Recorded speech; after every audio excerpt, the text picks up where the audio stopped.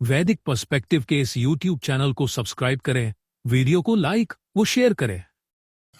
ओम ओम यज्जिधि सत्य सोमपा अनाशस्ता इव स्मसि आतु न इंद्र शंसय कोश्वेषु शुभिश्रु सहस्रेषु तुविमघ।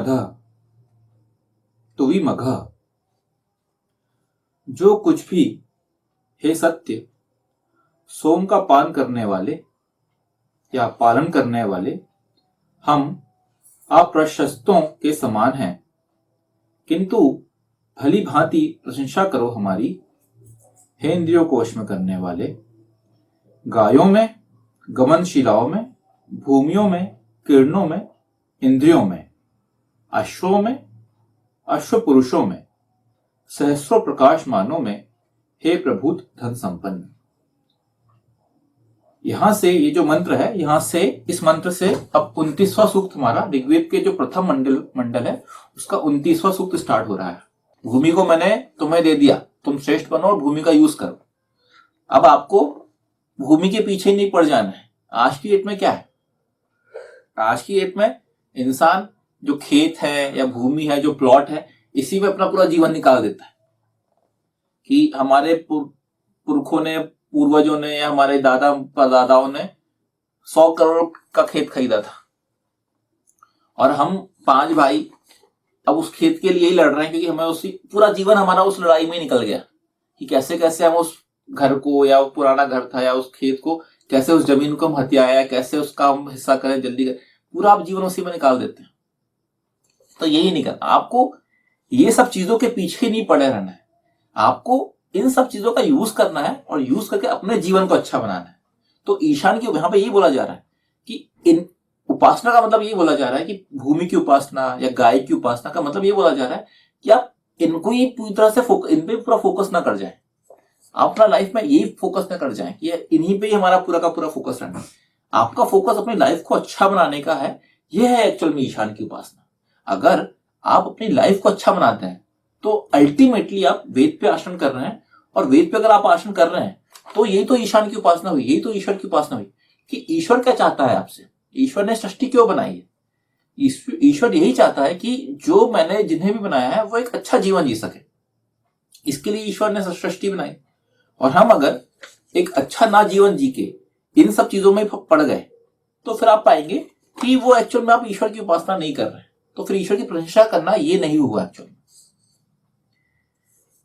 तुम भली भांति हमारी प्रशंसा करो किरणों में, आतु ना इंद्र संशय। गोशु का तात्पर्य यह है कि जो किरणें मानव जीवन को सुखमय बनाती हैं उसमें उन किरणों का स्वयं का कोई हाथ नहीं है, अपितु उन किरणों में वे सारे गुण जो मनुष्य को सुख प्रदान करते हैं ईशान परब्रह्म परमात्मा ही प्रदान किए हैं। इस हेतु किरणों की प्रशंसा और उपासना किया जाना उचित नहीं है, अपितु इस हेतु भी ईशान की ही प्रशंसा और उपासनीय है, ईशान की ही प्रशंसनीय और उपासनीय है।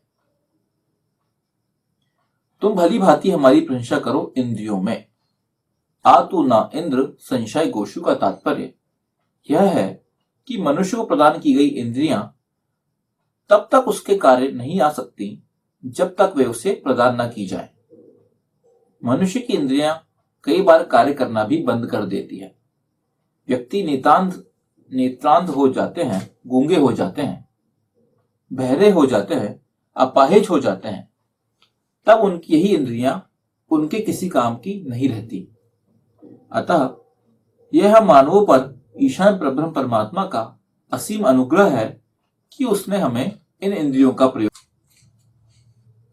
अतः इंद्रियों की प्रशंसा और उपासना करना उचित नहीं है, अपितु इस हेतु भी ईशान की ही प्रशंसा और उपासना करने की आवश्यकता है। तो मतलब जो 5 चीजें थी, गाय, गमनशिलाएं मतलब नारी, भूमि, किरणें और इंद्रियां, इन सब की उपासना करने की आवश्यकता आपको नहीं है। इन सब चीजों का सही तरीके से यूटिलाइजेशन करें, इन सब चीजों का यूज करें और उसके द्वारा ईश्वर की उपासना करें। उसके बाद अपने जीवन को अच्छा बनाए, यही ईश्वर की उपासना है। यहाँ पे इसमें पूरा यहाँ पे डिटेल में इस गोशु को लिया गया है, गोशु शब्द के बारे में बात की गई। 5वां फुटनोट है, अश्व में, अश्व पुरुषों में, अश्वेशु। मूल मंत्र में इस हेतु अश्वेशु शब्द का प्रयोग किया गया है।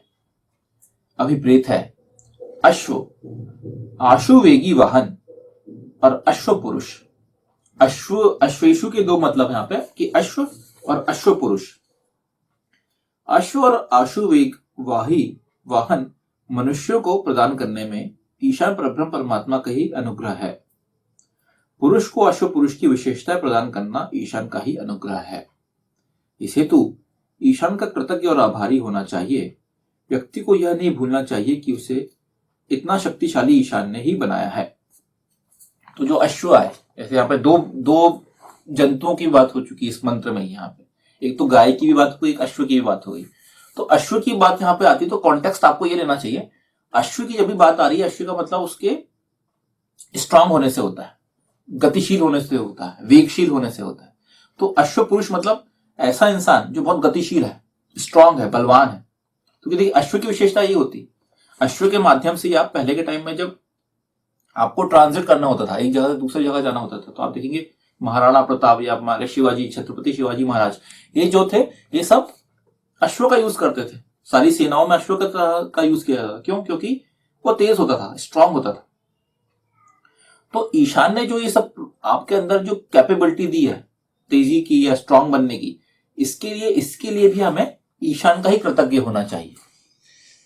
कृतज्ञता से ही बोला गया है हमेशा कि आपको कहीं पे भी घमंड नहीं करना। जैसे हमने स्टार्ट में पहले ही बात की गई थी कि कहीं पे भी घमंड अगर आपका आया तो आप हमेशा एक डाउनवर्ड चैनल में चले जाएंगे, नीचे की तरफ जाएंगे।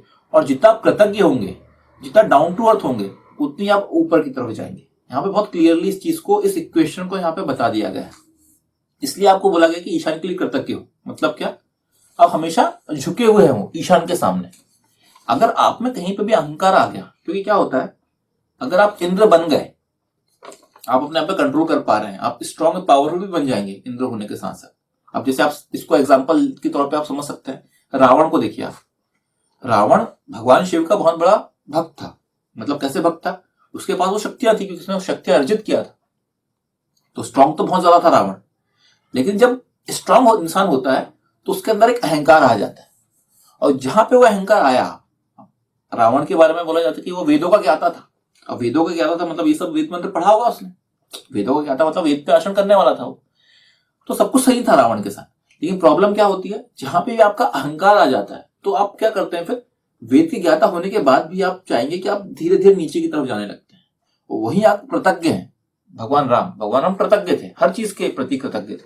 भगवान राम एक नाविक भी होगा तो उसके प्रति भी उतना कृतज्ञ रहे। एक बूढ़ी औरत जो शबरी थी, जो उन्होंने खाना खिलाई, बेर खिलाई, उनके प्रति भी कृतज्ञ थे। भगवान राम डाउन टू अर्थ थे, तो वो हमेशा कृतज्ञ थे। वो हमेशा लोगों की थैंकफुल हुआ करते थे। तो उनके अंदर कहीं पे भी अहंकार, घमंड नहीं था। तो उस कारण क्या हुआ, भगवान राम भी वेदों के ज्ञाता थे। तो भगवान राम हमेशा उनका जो ग्राफ ऊपर की तरफ रहा। तो आपको ये समझना पड़ेगा, वेद को समझने के लिए हमें ऐसे एग्जाम्पल लेके उनको समझना पड़ेगा कि जहां रावण और भगवान राम दोनों एक लेवल पे थे, वेद के हिसाब से दोनों एक लेवल पे थे, लेकिन किस चीज के कारण कौन आगे बढ़ा और किस चीज के कारण कौन नीचे गया, तो ये समझना पड़ेगा। इसके लिए आज की डेट में आप देखेंगे बहुत सारे लोग रावण की बहुत प्रशंसा करते हैं, लेकिन प्रशंसा करने कोई सेंस नहीं बनता। प्रशंसा तब आप करें उस चीज को जब रावण ने अगर अच्छे कर्म किए होते। रावण के अंदर अहंकार, घमंड आने के कारण जो उसका डाउनफॉल हुआ, वो अगर नहीं हुआ होता तो फिर हम भी रावण की प्रशंसा करते, फिर रावण नहीं कहलाता। फिर तो पॉइंट वही है